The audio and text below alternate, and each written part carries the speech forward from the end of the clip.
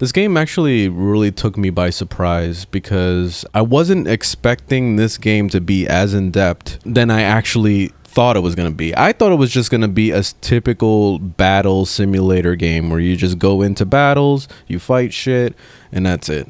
But it turned out to be way bigger than that. So pretty much with this game and the way it works with all the mechanics and stuff, the game starts you off with nothing. You start with just a regular guy and whatever, but then you start building up your little army and you start to be able to do more and more things. In the beginning, you're starting with just killing bandits and stuff, and then you start graduating to building up your army to be able to attack castles and to do more political type things. So you can choose to pick a faction, a group of people that you like, and then just work with them to take over the rest of the land pretty much. I like the way the story is structured because it at least introduces the initial what you're supposed to be doing with the game. But the thing that you really have to take into a factor is that this game is basically a sandbox game. And pretty much from the beginning of the game, when you first start in the main menu, it says there's a sandbox edition of it, and then there's also the campaign. The campaign is basically the tutorial, even though it doesn't really give you a whole lot of information completely. It gives you like the basic standards of what the game is about. But then once you actually get to end game, when you get clan tier 4 and you start actually getting into the army stuff, that's when the game just completely changes from just being like a military sim thing to all of a sudden becoming the Sims.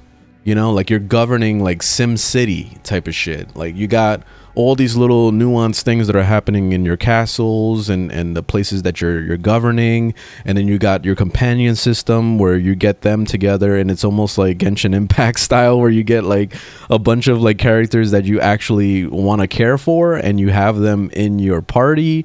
You can have them do a lot of things like caravan runs. You can have them be the governor of these towns. You can have them just a part of your party to make your party even bigger. Like it just, there's so much to this game that you basically need a giant ass encyclopedia in order to like do half the shit in this game. So it's like, it's unbelievable the amount of content that this game offers. On top of this, you have like the mods. And you can go crazy with modding. There's even mods where you could turn all your soldiers into Star Wars, like the completely Star Wars overwork of like, just, it's almost like a completely different game basically. I can't wait to play that. And then there's also like, you can use guns and stuff. Like there's just so many, the modding potential with this game is unlimited.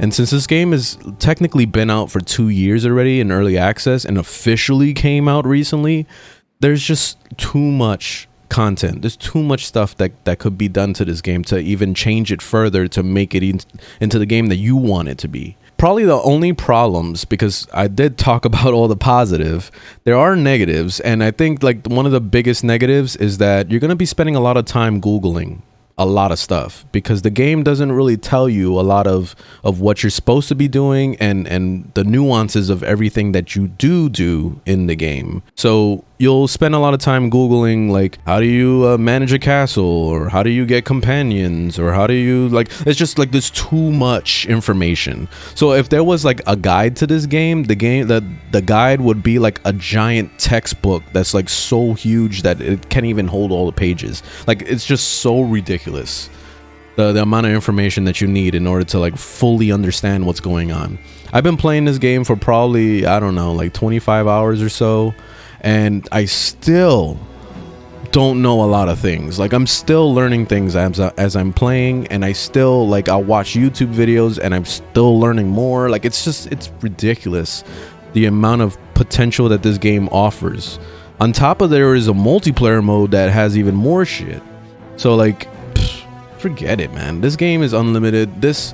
I'm giving this a 5 out of 5. This is a masterpiece game, mainly because like there's just way too much in this game that you could literally stay invested playing this one game probably for the rest of your life, and there'll still be more stuff to do, more mods to download, more ways to change your campaign. You could redo the game and play it in a totally different play style if you want.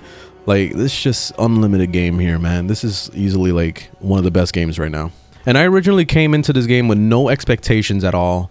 I didn't think I was gonna like this game as much as I did, because I played the original. So going into this, I thought I was not gonna like this either. But then when I got the RTS mod that lets you like command your guys with the top-down view, and then you can also play as your guy, which is the normal game, it just adds so much more element to like what I imagined this game would be. Like it definitely like transformed the game to be like something like, it's just extraordinary what they were able to pull off. Like it's insane.